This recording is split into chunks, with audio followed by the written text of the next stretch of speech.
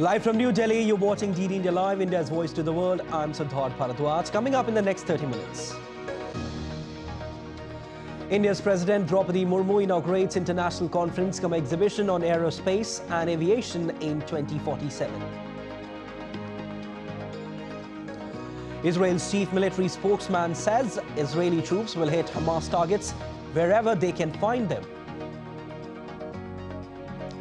OpenAI sacks Sam Altman as the CEO and co-founder of the company.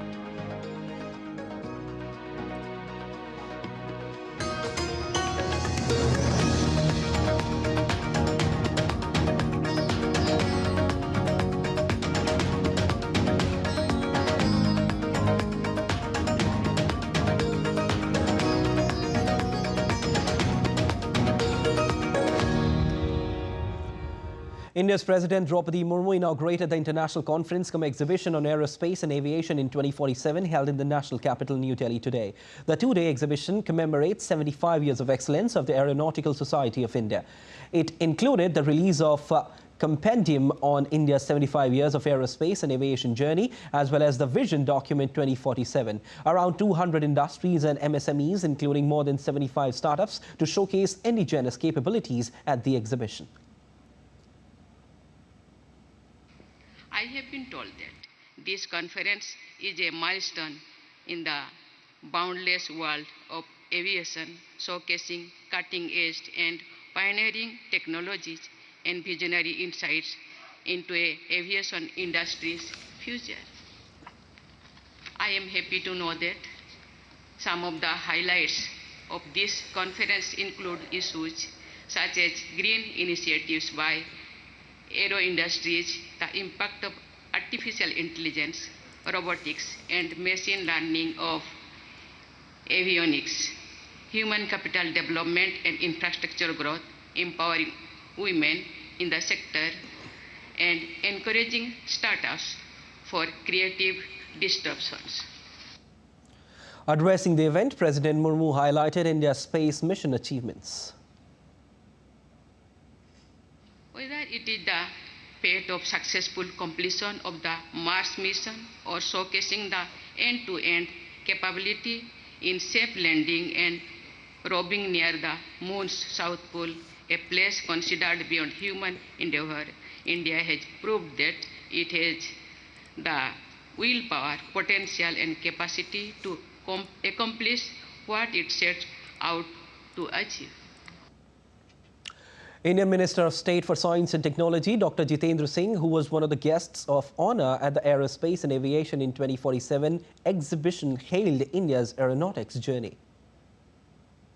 The journey of independent India coincides with the journey of Aeronautics Society of India. So Aeronautics Society of India, its members have been a witness to the growth story of India. Within 3 years, we have more than 150 space startups. The first generation of them have already turned into entrepreneurs. Update now on the Israel-Hamas conflict. Israel has said that its troops will strike Hamas targets wherever they can find them, including the south of the Gaza Strip. We are determined to advance our operation. It will happen wherever Hamas exists, including in the south of the Strip. It will happen at the time, place and conditions that are best for the military. Israel has said that its fighter jets struck terror targets in response to Hezbollah fire towards Israeli territory. IDF said that the targets included terrorist infrastructure, sites, operational command centers, and military posts in which Hezbollah terrorists operated.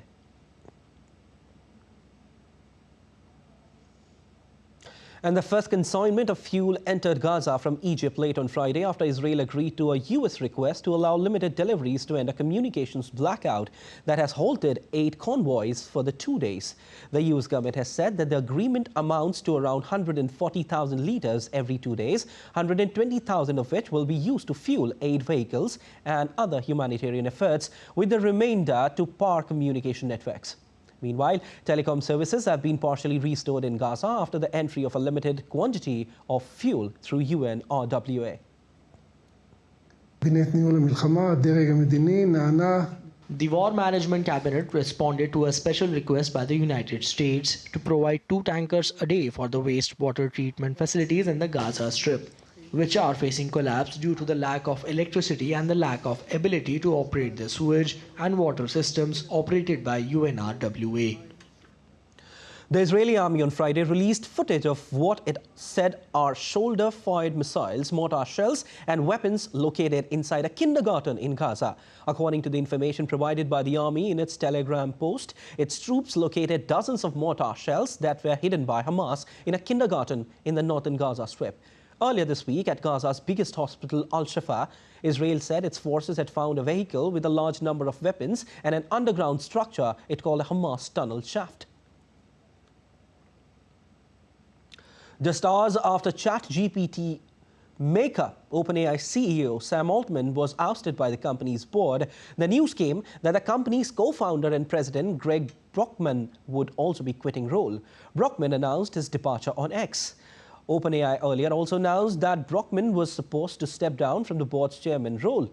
Earlier, for Sam Altman, the company said that the board lost confidence in Altman's ability to lead. It also said that OpenAI's chief technology officer Mira Murthy will now serve as interim CEO, adding that it will conduct a formal search for a permanent CEO.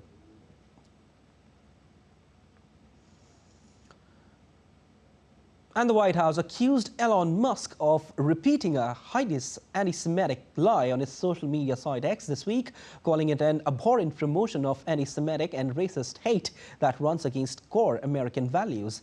Outcry over unchecked anti-Semitic content and commentary on X, some of it endorsed by the platform's owner Musk, reached a tipping point on Friday, with large advertisers such as Apple, IBM and Disney pulling ads and White House chastising the billionaire. Meanwhile, several Tesla shareholders also spoke out against Musk, who is the chief executive officer of the electric car maker, with some saying he should be suspended from his post. And leaders attending the Asia-Pacific Economic Cooperation Forum remained dividend over the Russia-Ukraine and Israel-Hamas conflicts after the two-day summit. Members Brunei, Indonesia and Malaysia in a joint statement called for a halt in the Israel-Hamas conflict. Meanwhile, the US and China raised concerns over rising conflicts in the region and called for a dialogue. The collective, however, pledged support for reform of the World Trade Organization. US President Joe Biden officially transfers the chairmanship of the Asia-Pacific Economic Cooperation to Peruvian counterpart Dina Boluarte on Friday. Biden highlighted progress on lessening the impact of climate change and US investment in Asian economies as the week-long Asia-Pacific Economic Cooperation Summit concluded in San Francisco. The summit, however, failed to provide a final agreement on the Indo-Pacific Economic Framework, a US-led effort which includes India as a partner. DD correspondent Arda Spitzer has more. The Asia-Pacific Economic Cooperation Summit has wrapped up here in San Francisco. More than a dozen leaders from around the world descending on this city for the annual event. And one of the final public events here was U.S. President Joe Biden passing the ceremonial torch to the country of Peru, who will be the APEC host next year. Now, India is not a member of APEC, but was invited as a guest economy and took part in several APEC events led by the Minister of Industry and Commerce, Piyush Goyal. India was also here to continue the negotiations on an agreement called the Indo-Pacific Economic Framework, or IPEF, that it is an arrangement between 14 economies, most but not all of whom are in APEC, in which India is also a part of. So the United States had hoped to finish this APEC event with a big announcement of an agreement on that framework. However, in the end, they could not come to a consensus on the trade portion of that, with some concerns reportedly from the U.S. side about labor and environmental standards for that agreement. So work will continue into the next year on that Indo-Pacific Economic Framework. But the other big story, of course, for the week was that meeting between Chinese President Xi Jinping and U.S. President Joe Biden on the sidelines of APEC. That is a tense relationship over the past year, but both leaders came out of that meeting pledging to try to strengthen ties and did agree to resume military-to-military communications. But we'll have to see if indeed that relationship, which has been tense, will improve in any way over the next year, as some here has hoped, because of course those two economies, the largest economies in the world, have a tremendous influence over the APEC summit in general. Reporting in San Francisco, Ira Spitzer for DD India. International Monetary Fund Managing Director Kristalina Georgieva has said that the meeting between US President Joe Biden and Chinese President Xi Jinping is a badly needed signal that the world needs to cooperate more. Biden and Xi agreed on Wednesday to open a presidential hotline, resume military-to-military communications, and work to curb fentanyl production, showing tangible progress in their first face-to-face talks in a year.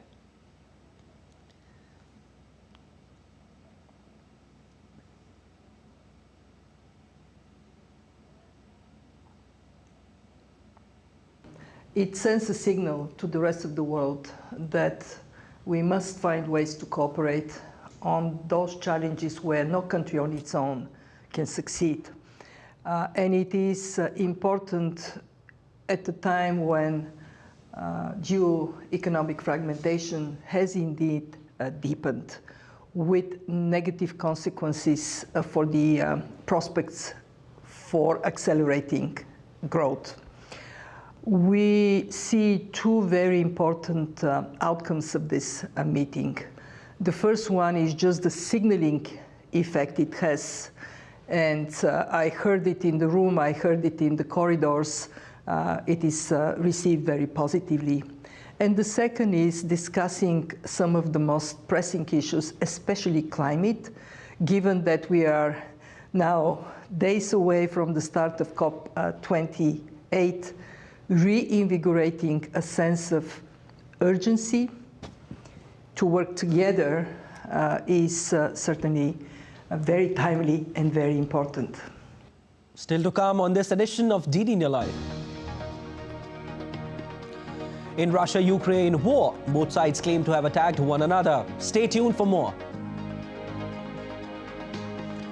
And efforts to evacuate 40 construction workers trapped inside the collapsed tunnel in northern Indian state of Uttarakhand intensify. How? We will tell you.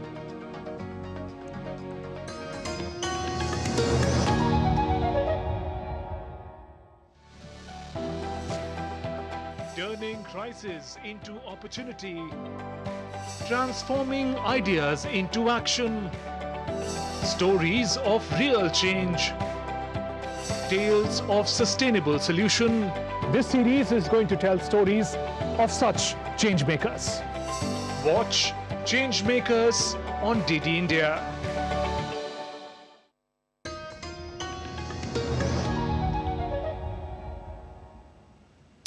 You're watching DD India Live. I'm Siddharth Bharadwaj, and the second India-Australia 2+2 Defence and Foreign Ministerial Dialogue is scheduled to take place on November 20th.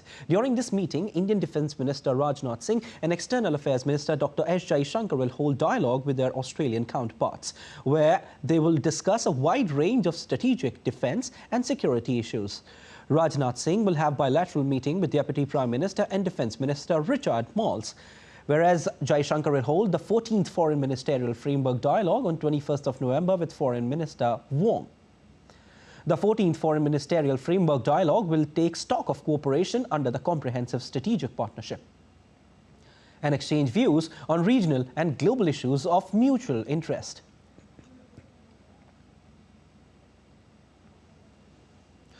And the efforts to evacuate 40 trapped construction workers in a tunnel in northern Indian state of Uttarakhand have entered their 7th day. Some progress has been seen as a heavy-duty drilling machine penetrated 24 meters of rubble on the Char Dham route. The authorities have intensified the operation. An additional auger machine has been airlifted from Indore. The backup machine is expected to arrive at the accident site by Saturday, and the new machines can drill at speed of 5 meters per hour. The trapped workers have light and receive oxygen, food, water, and medicines via a pipe and can communicate via walkie-talkie. The men have been stuck in the hillside tunnel in Uttarakhand state since Sunday morning after it caved in, but are safe, authorities said.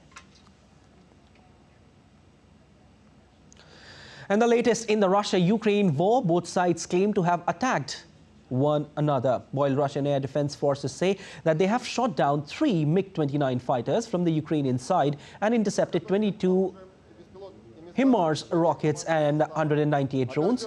Ukraine states that its forces carried out strikes on rally points with presence of Russian military personnel and equipment, destroying an air defense facility and ammunition depot. In a briefing on Friday, the Russian Defense Ministry declared that its army repelled the attacks of Ukrainian army in many directions and attacked Ukrainian artillery system and command post.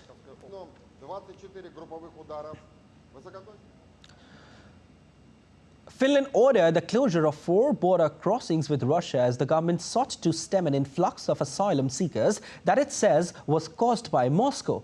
Finland shares a 1,340-kilometer border with Russia that also serves as the EU's external border.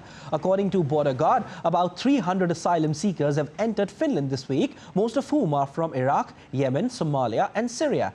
The Finnish government has accused Moscow of sending migrants to the crossings over its decision to boost defense cooperation with the US. Finland has also sent military aid to Ukraine.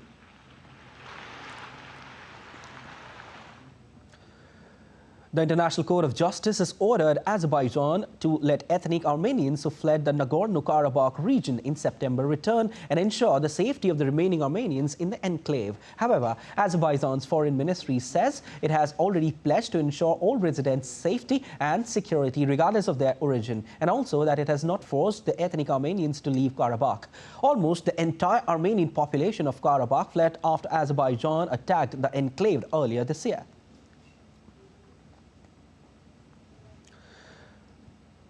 A magnitude 6.7 earthquake struck the southern Philippines on Friday, killing at least 6 while injuring dozens and damaging buildings as well.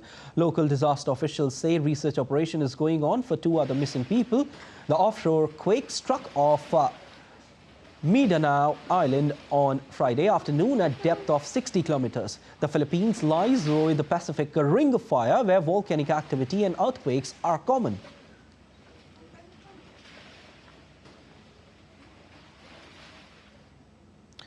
Residents in the Grindavik town of Iceland stay on alert as concerns of a possible volcanic eruption continues to loom large. The town has been witnessing intense earthquakes since last week. The seismic activity and underground lava flows intensified, prompting authorities to evacuate nearly 4,000 people from Grindavik. Well, the intensity is really not abating, because what has happened is that we have just more small earthquakes. So what has lessened is the size of the earthquakes, but the intensity is still high. From midnight to about 8 o'clock this morning, there were, I think, 600 new earthquakes. So the outlook is rather bleak, in my opinion. And SpaceX is going to launch its next generation Starship rocket system into space on Saturday after it was delayed by a day to replace a piece of hardware. The launch is scheduled to take place from SpaceX's launch site on the Gulf of Mexico. SpaceX is aiming to make a second attempt at launching Starship into space after a failed attempt in April. The scheduled flight is one of many crucial tests in SpaceX's development campaign, which is to build a fully reusable rocket capable of sending some 150 tons of satellites into space, as well as humans to the Moon and Mars.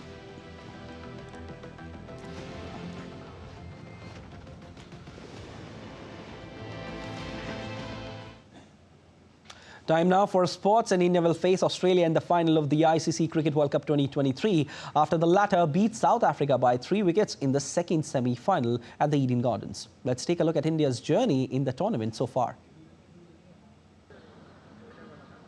Armed with a formidable batting unit and a strong bowling attack, India have stormed into the first World Cup final in 12 years after winning 10 games on the trot. The latest being a 70-run win over New Zealand in a thriller at the Wankhede Stadium. Here is a look at India's unbeaten journey into the World Cup final. Match 1, October 8, 2023, India versus Australia. India won by 6 wickets with 52 balls remaining. Match 2, October 11, 2023, India versus Afghanistan. India won by 8 wickets with 90 balls remaining. Match 3, October 14, 2023, India vs Pakistan. India won by 7 wickets with 117 balls remaining. Match 4, October 19, 2023, India vs Bangladesh. India won by 7 wickets with 51 balls remaining. Match 5, October 2023, India vs New Zealand. India won by 4 wickets with 12 balls remaining. Match 6, October 29, 2023, India vs England. India won by 100 runs. Match 7, November 2, 2023, India vs Sri Lanka. India won by 302 runs. Match 8, November 5, 2023, India vs South Africa. India won by 243 runs. Match 9, November 12, 2023, India vs Netherlands. India won by 160 runs. Match 10, November 15, 2023, semi-final, India vs New Zealand. India won by 70 runs in Mumbai. Sports Desk, DD India. Mohammad Shami has revolutionized the art of pace bowling in the latest ITC Cricket World Cup. His exceptional skills were showcased with a remarkable 7-wicket performance against New Zealand, solidifying his ODI prowess. He has cemented his place as the new Sultan of Seam. Watch this special report by Tapas Bhattacharya from Ahmedabad.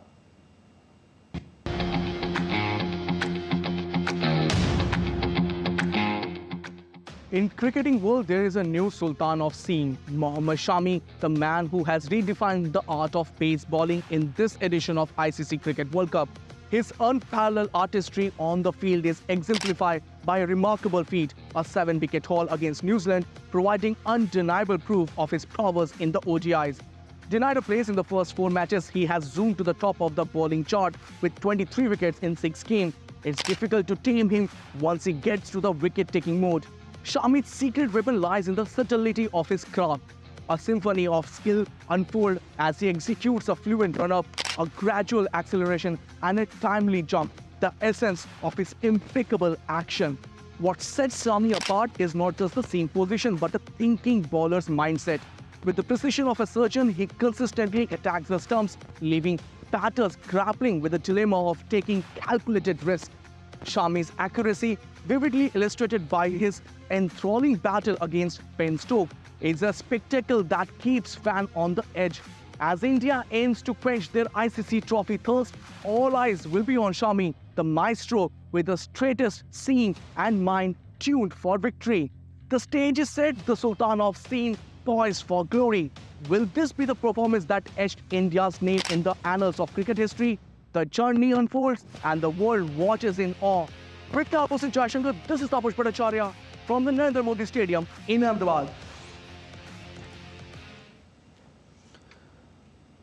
All right, indeed, India correspondent Tapas Bhattacharya joins us live from Ahmedabad. Tapas, and this is the moment everyone was waiting for, India versus Australia. You're there outside the Narendra Modi Stadium. Tell us, how's the atmosphere right now? Oh, it is an electrifying atmosphere right now outside the stadium. In fact, the match is tomorrow at around 2 o'clock. It will kick-start. But even before that, more than 24 hours still to go. And people still are queuing up, to get a glimpse of their superstar. Remember, the Australian teams will be is currently here, and the Indian team will be coming here in a short while from now. And they want to, get a glimpse of their superstars, their demigods. Remember, in India, cricket is not just a game, it's a religion, and the players are nothing short of a demigod. So it is but obvious that most people are queuing up outside the stadium. The capacity of this particular stadium is 130,000. This is the largest cricket stadium in the world. And mind you, if 130,000 people will be sitting inside, more than that will be queuing outside to get a glimpse. And more than 4 billion people outside the country, outside the stadium, will be glued to their TV set because that's the match that everybody is now talking about. Remember 2003, 20 years back, India lost the final against the same opponent, Australia. That time, it was a heartbreak for many Indians. Remember, Rahul Dravid was part of that team. Saurav Ganguly was the captain. Sachin Tendulkar, Rahul Dravid, and Sehwag, along with Javagal Srinath, Ashish Nehra, Zahir Khan were were part of that team. 20 years later, India has the chance to avenge the amazing, they can avenge the loss of that particular match. Remember, Adam Gilchrist single-handedly took that match away from India. One believed that Indian team would like to give it back in kind in this particular finale match of this edition of the ICC Cricket World Cup. Siddharth. Well, definitely, Tapas, this showdown promises to be an epic clash of cricketing titans. Thank you so much for joining in. Well, that's all for this edition of DD India Live, but let us know your thoughts on the news of the day. You can connect with us on Facebook, X, formerly known as Twitter, and Instagram as well. We'll be back with more news as it breaks here on DD India. I'm Siddharth Bharadwaj from all of us here in Delhi. Thanks for watching DD India Live.